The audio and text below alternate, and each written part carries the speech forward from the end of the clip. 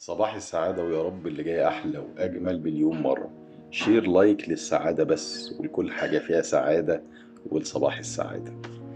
كلمتين مهمين عايز أقولهم لكل واحد حاسس إنه ضحية في الحياة دي، لكل واحد حاسس إنه اتظلم جدا فبقى مستكين وبقى حاسس إنه ضحية ومش لاقي حاجة يعملها. هقول لك كلمة مفاجأة. أولا عشان تبقى فاهم الحياة ما فيهاش ضحايا، بمعنى ان انت لو هتبقى ضحية هتبقى ضحية لاختياراتك بس. اول خطوة للفشل والاكتئاب والانتحار ان انا احس ان انا ضحية وان انا مظلوم وان الكون كله ضدي، فمش هعمل حاجة بقى، فهستسلم لشعور احساس الضحية. انت ضحية لاختياراتك. في ناس بتظلم، في ناس بتفتري، في كل ده، بس انت في ايدك اختياراتك وفي ايدك حياتك. حاول دايما تستفيد من المعطيات اللي حواليك، حاول دايما تدور على مخرج للمشكلة اللي انت فيها.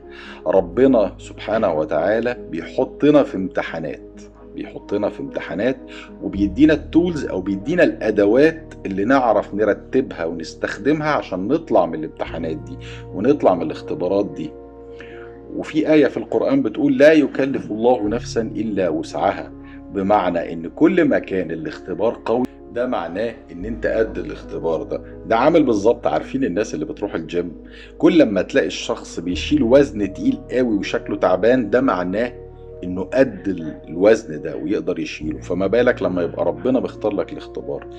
اوعى تحس احساس الضحية، اوعى تعيش حياة الضحية، اوعى تستسلم وتحس ان مفيش في ايدك حاجة تعملها. انت في ايدك كتير وانت اقوى مما تتخيل، بس يبقى عندك النية ان انت تطلع من الاختبار وانت ناجح. فكر دايما في اي مشكلة تواجهك احلها ازاي.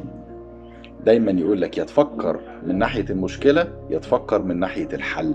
فكر دايما في الحل، وان شاء الله ان شاء الله بعد ما تستعين بربنا اولا واخيرا هتلاقي الحل وهتنجح في الاختبار. وكل الاختبارات والصعوبات اللي انت عديت فيها دي هتبص عليها ان شاء الله بإذن الله بعد ما تنجح وتضحك عليها وتحكيها بكل فخر. بعد كده هتحكيها كأنها انجازات، اللي انت عايشه دلوقتي كأنه ابتلاءات، لما هتنجح فيه بإذن الله وبمجهودك ثم بمجهودك هتحكيه على انه انجازات.